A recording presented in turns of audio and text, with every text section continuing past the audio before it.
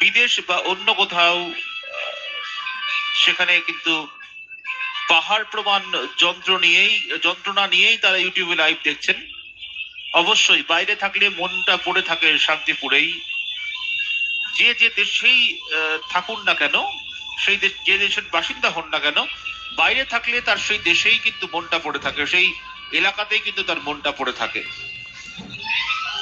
সারা রাত কি লাইভ দেখাবেন আপনারা? অবশ্যই আমরা রয়েছি সারা রাত, একেবারে সারা রাত, মানে ততক্ষণই যতক্ষণ পর্যন্ত আমাদের শোভাযাত্রা চলবে, আমরা ঠিক ততক্ষণ পর্যন্ত রয়েছি আপনাদের সাথে।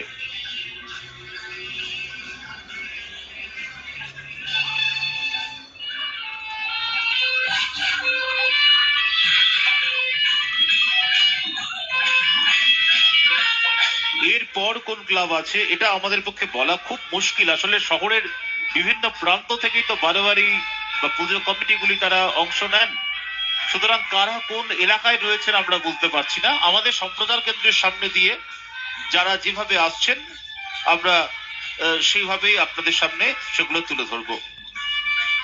খুব সুন্দর কার্নিভাল, অনেক ধন্যবাদ জানিয়েছেন প্রকাশ পাল। সামনাসামনি দেখার ইচ্ছে রয়েছে তার, নৈহাটি থেকে দেখছেন। অবশ্যই আপনি চলে আসবেন সামনের বছর, আপনাকে আগাম আমন্ত্রণ জানাচ্ছি।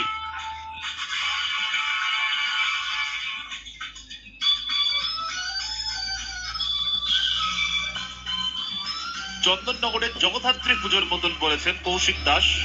অনেকটা অবশ্যই জগদ্ধাত্রী পুজোর মতন বলতে পারেন, কারণ যে ট্যাবলো গুলো রয়েছে, আলোর ট্যাবলো, এরকম ট্যাবলো আমরা চন্দননগরেও দেখি, কিন্তু তার সাথে যে বৈষ্ণবীয় ভাবধারা, সেই ভাবধারা কিন্তু চন্দননগরে আপনারা কখনোই দেখবেন না, কারণ এটা একেবারেই শান্তিপুরের নিজস্ব সংস্কৃতি, নিজস্ব ঐতিহ্য।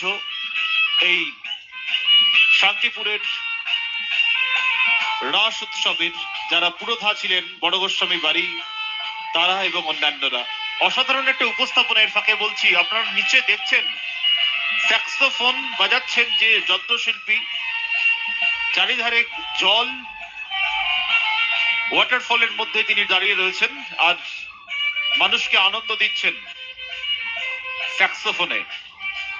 খুব সুন্দর একটা উপস্থাপনা। বরাবরই আমাদের একটা প্রত্যাশা তৈরি হয়ে গেছে ভারত মাতা ক্লাবের কাছ থেকে, কারণ প্রত্যেক বছর নতুনত্বের আস্বাদন নিয়েই তারা উপস্থিত হন এই ভাঙাড়াসের শোভাযাত্রায়। তাই বরাবরই মানুষের একটা প্রত্যাশা, মানুষের একটা চাহিদা।